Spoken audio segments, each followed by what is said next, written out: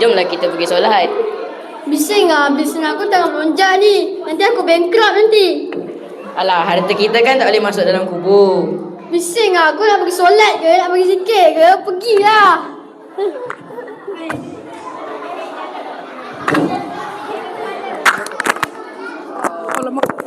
Antum, jom pergi solat. Dah masuk waktu ni. Alah, tengah show main ni. Bayarlah kacau. Game tak boleh bawa masuk kubur. Alah, diamlah. Kalau awak nak semayang pun semayanglah.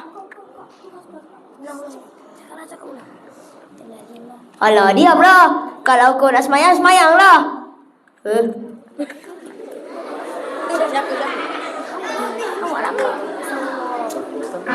Assalamualaikum. Waalaikumsalam.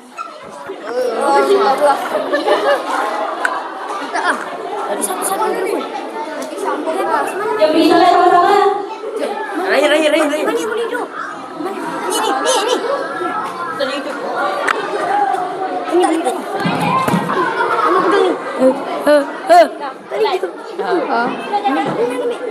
Tak mana? Itu mat. Surah At-Takasur. Bismillahirrahmanirrahim. Alhaakumut takatsur hatta zurtumul maqabir. Kalla sawfa ta'lamun. Thumma kalla sawfa ta'lamun. Kalla law ta'lamuna ilmal yaqin latarawunnal jahim. Thumma latarawunnaha 'ainal yaqin. Thumma latus'alunna yawma idzin 'anil na'im. Sadaqallahul azim. Pengajaran surah At-Takasur. Pertama, Allah Subhanahu Wa Taala mencela golongan yang disibukkan dengan kenikmatan dunia dan berbangga-bangga dengan harta yang banyak dan anak pinak sehingga lupa mentaati Allah Azza wa Jalla.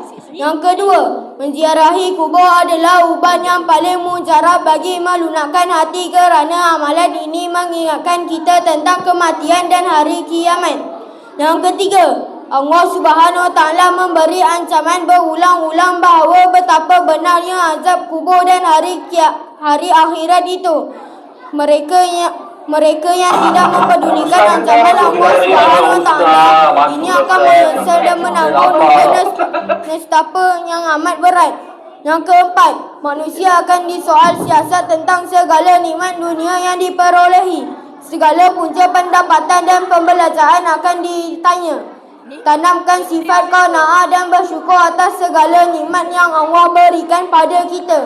Yang kelima, kenikmatan dunia hanya babak pendek dalam perjalanan hidup yang panjang. Orang beriman akan memberikan perhatian yang berat kepada akhirat dan mengenepikan kenikmatan dunia yang menjadi kegemaran orang-orang yang berjiwa kosong.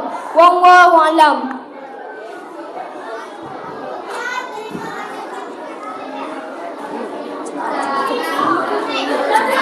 Sekian, terima kasih daripada kami.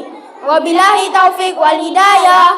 Assalamualaikum warahmatullahi wabarakatuh.